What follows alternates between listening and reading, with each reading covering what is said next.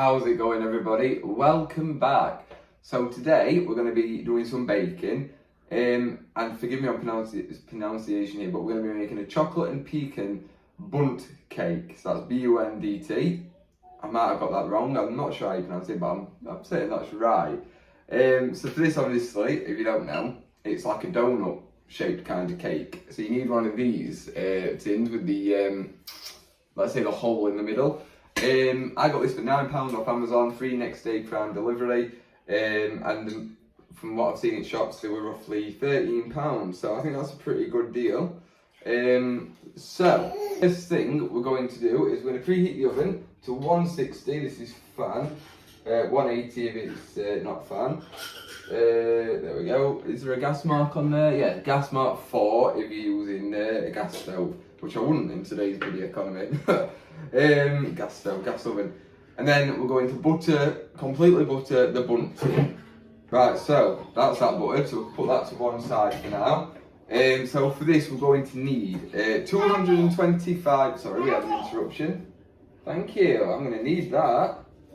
Thank you. I've got a little ladle. We're going to need 225 grams of butter, which I've already weighed out because it needs to be softened, so we're just letting that kind of get to room temp. We need 225 grams of caster sugar, 4 large eggs, 125 grams of self-raising flour, 1 cup or 100 grams of ground pecan nuts, which we have right here, obviously not ground yet. I'm going to use grind them up in a pestle and mortar, which we have right here. And then we need 100 grams of, it says dark chocolate. I'm using milk because I'm not the biggest dark chocolate lover, and that wants to be chopped up. So I'm going to get that done all now. Well, we're going to do the pecan nuts and the chocolate first. Right, so we're grinding them up now in here. Pretty easy to grind. They're really like dried out nut. So I'm going to try and get them as fine as possible. Although obviously some chunky bits, it doesn't matter. Obviously, if you have any nut allergies, you can make this Bundt cake without. You can just make it as a sponge, or you can get some nut. Is chocolate nut free? I don't know. Obviously, you can always check packets on things to see what won't affect allergies and things like that. There we go. I'm really feeling cooking today. I've just come off a night shift. I've not been to bed yet because I'm at home with Ted. Sophie's at work. And normally I just kind of cabbage out, but for some reason I've got extra energy today, which is always welcome. There we go. So that should do, I think. Yeah, there's some chunky bits, but it doesn't matter. They're pretty fine. So now we need 100 grams of milk chocolate.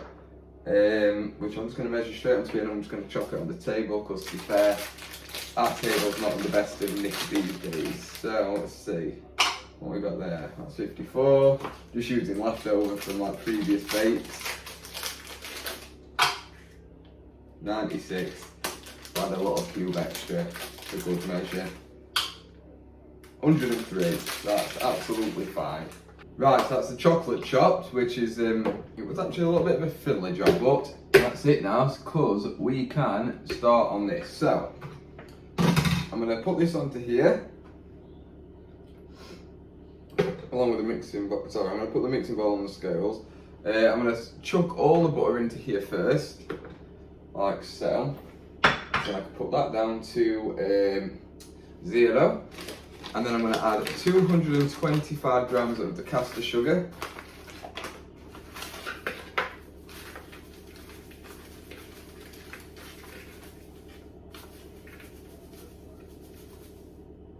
Nearly there. Perfect. And now I need to actually set my whisk up, which should have been a job for earlier.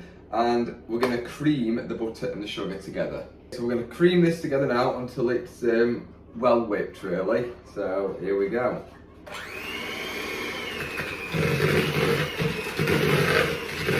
Honestly, I have to just eat it like this. Being a fat lad. Okay, so now that that's done, we're going to add in 1 egg at a time. Oh my god, those eggs are fantastic.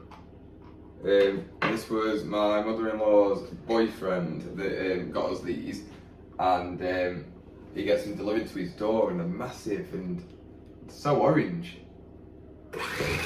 Now I'm just going to whisk that in, control mixing absolutely perfectly, and then we're going to do it obviously 3 more times.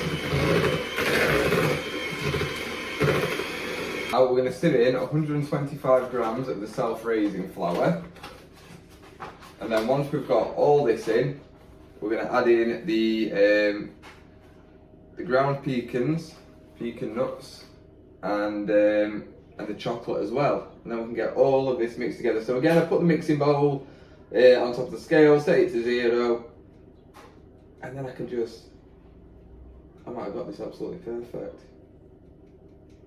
Oh, 115 out of 125, that was so very nearly, very satisfying. Oh god. So flour in, now for the nuts.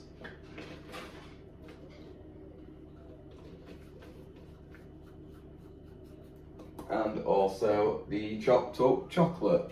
As you can see, it's nice and finely chopped. All that in, and then what I'm going to do now is, instead of using the whisk, I'm going to get the spatula and I'm going to fold it all in, because that is what it's telling me to do. So I'm just going to scrape round and fold, just like so, all together, until obviously all the flour's combined in with the egg, sugar and butter mix. It's starting to go a little bit thicker now, which is obviously what we want. Job's a good one. So now we're going to scrape this into the Bundt tin, and hopefully it turns out alright.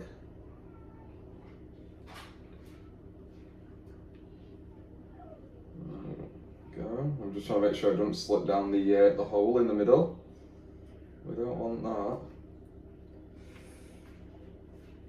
There we go. Make sure we get every last piece of mix.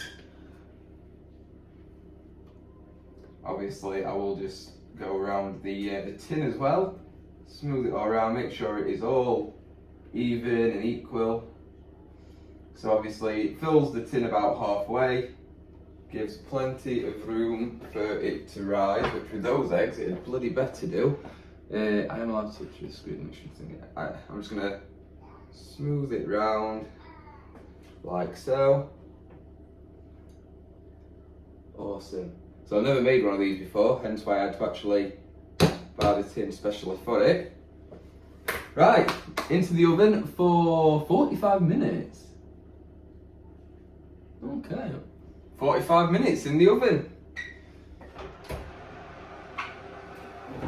And it's in.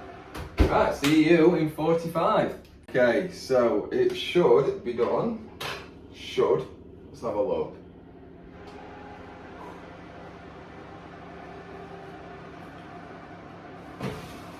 So I just need to stab into it, and it should come out clean. Yeah?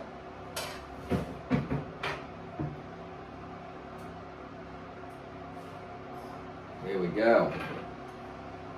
I couldn't turn that off. Right, so now's my the tricky bit for me is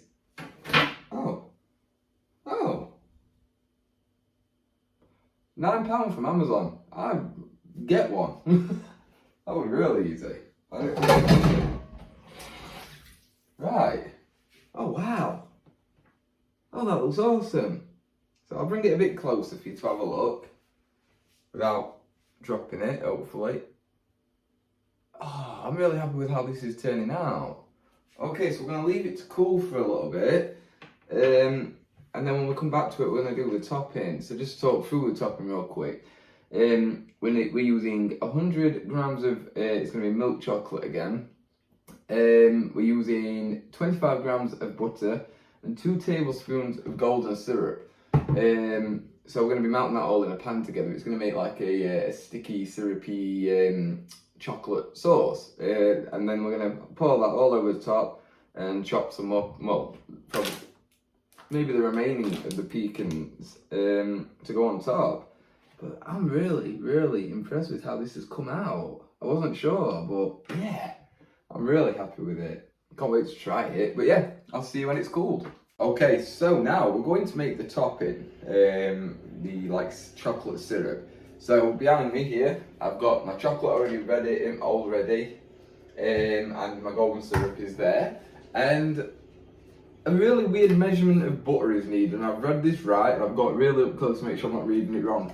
28 grams of butter. I found that strange, but okay, we'll go for 28. I don't see the problem with 30, but yeah. So we want 28 grams of butter. It's 23.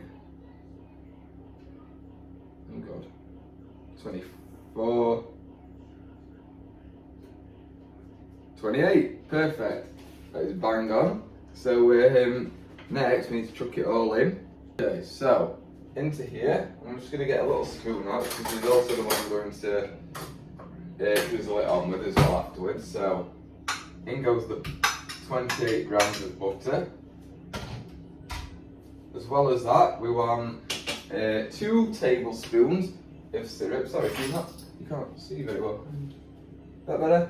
I know it's still quite far away, but that's because I'm coming back over to the table in a moment. So that's 1, and that is 2. And of course, it'd be rude not to just lick off any excess. Pure sugar, right? And then in with the chocolate as well. Obviously, chopped up into its pieces. Now I'm just going to mix it in, and I'm going to keep going back to that and stirring it very regularly. Now the reason I'm coming back over here is because now I'm just going to use a handful of the leftover pecans, just because it's already got them in. I've never actually tried them before, so I don't actually know if I'm going to like them. Now these don't need to be ground up. They can just be chopped finely, like that, like you can see, just like that. So they're just going to be sprinkled on top. But yeah, I don't want them to be too much, but yeah. So I'm going to get that made, and then we can get it drizzled on. Right, it's looking great. So now we're just going to sprinkle a few more of the pecans on top, which should just bounce off. Should just stick straight in, which they are. Obviously, you just don't hold them up here. Bring them down. And I think, honestly, that's going to be enough because, like I said, I've not actually had pecans before, or not to my knowledge anyway. So I'm not sure how they're going to be. But I'm going to transfer this, the cooling mat that is, onto a plate because most of the leakage now has gone through. It's all starting to set now as well. So we're going to do that whilst the rest of it does. And I'm going to put it out of the way up here just to let it, cool again. And then we can give it a taste. But I'm going to show you what it looks like now. Okay, so this is the end product. Obviously, I'm just going to let it all dry. And then we're going to chop it up. But I think it's looking great. I think that's one of the nicest ones I've done. I like how it's fell down into the dips, where obviously, you know, from the shape of the tin. So it's all quite symmetrical too. Over the top, obviously some of it's ran down the middle, which is just fine, but I'm so happy with how this has turned out. I really can't express it enough. Right, so it is all set and it is turned into like a really nice syrup. So as you see, it puts a fingerprint in it.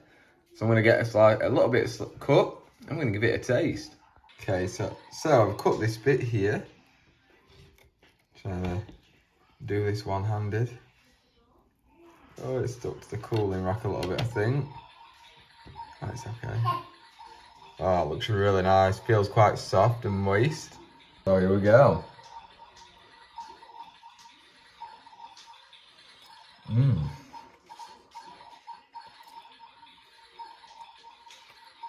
Mmm. Mmm, the pecan nuts are nice. Mmm.